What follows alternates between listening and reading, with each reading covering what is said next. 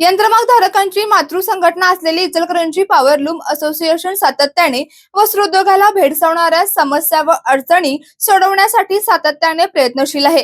त्याच माध्यमातून सन 2030 पर्यंत इचलकरंजीला एक्सपोर्ट सिटी बनवण्यामध्ये ध्येय बाळगले असल्याचा विश्वास चेअरमन चंद्रकांत पाटील यांनी व्यक्त केला।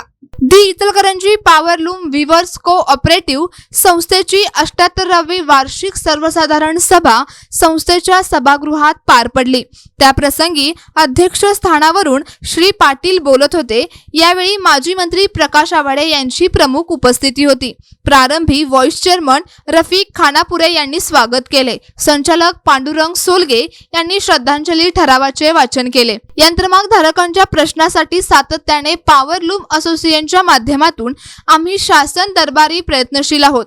वीज सवलतीसाठी ऑनलाईन नोंदणी अनिवार्य असली तरी ही नोंदणी सहज व सोप्या पद्धतीने होण्यासाठी आमदार राहुल आवाडे यांच्या माध्यमातून प्रयत्न केले आहेत। खर्चीवाल्या यंत्रमाग धारकांच्या मजुरी वाढीचा प्रश्न असो, सूत भेसळ असो, महावितरण कंपनीची पंचवार्षिक दर निश्चितीची या संदर्भात सातत्याने आवाज उठवला आहे। आधुनिकतेची कास धरताना शहरात कुशल व अकुशल कामगारांची कमतरता भासू नये यासाठी प्रधानमंत्री कौशल्य विकास योजना अंतर्गत टेक्सटाईल क्षेत्रात कौशल्य विकास प्रशिक्षणासाठी योजना मंजूर करून आणली आहे। त्याचबरोबर यंत्रमाग कामगारांसाठी स्वतंत्र कामगार कल्याण मंडळांची अंमलबजावणी होण्यासाठी माजी मंत्री प्रकाश आवाडे यांच्या माध्यमातून प्रयत्न सुरू असल्याचेही त्यांनी सांगितले। संस्थेचे सहसचिव श्रीकांत केसेकर यांनी नोटीस व विषय पत्रिकेचे वाचन केले। सर्व विषयांना उपस्थित सभासदांनी एकमताने मंजुरी दिली।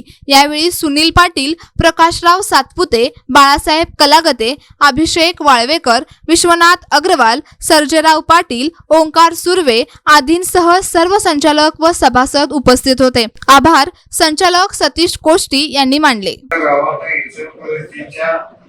वस्त्रोद्योग व्यवसायाला एक अतिशय चांगला नवीन या व्यवसायातील सगळ्या तरुण उद्योजक आशीर्वाद घेऊन सगळ्या तरुण उद्योजकांनी त्यांच्या कारखान्यामध्ये काय करता येईल बदल त्यांनी काय लागेल ते करायच्या संबंधीचा प्रयत्न केला। प्रत्येक जण आपल्याला कोण काही करू दे, आता बंदी आहे फलाना काय बंदी काय नाही, त्या प्रोसेसच्या पोल्युशन मुळे आपल्याला काही त्रास व्हायला नाही खराय अमान्य करत नाही, बंदीमुळे नाही।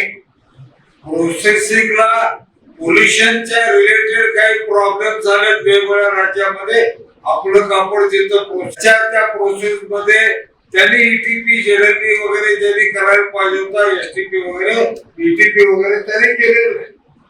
त्यामुळे त्यांच्या प्रोसेसला अडचणी आल्या, आपला माल तिथे जात होता त्याला अडचण आली, आपल्या गावात सुद्धा प्रोसेसिंगला अडचणी आल्या।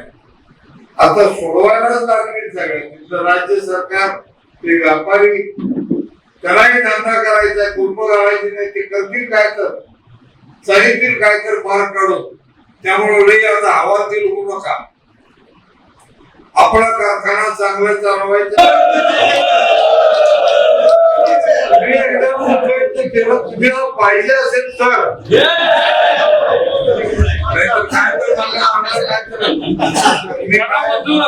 खूप काम आहे, मी प्रत्येक कामात आनंद घेणार आहे, पण काय असते त्या पदापासून काय करू शकतो हे तिथे करणाऱ्याला करून दाखवायला पाहिजे।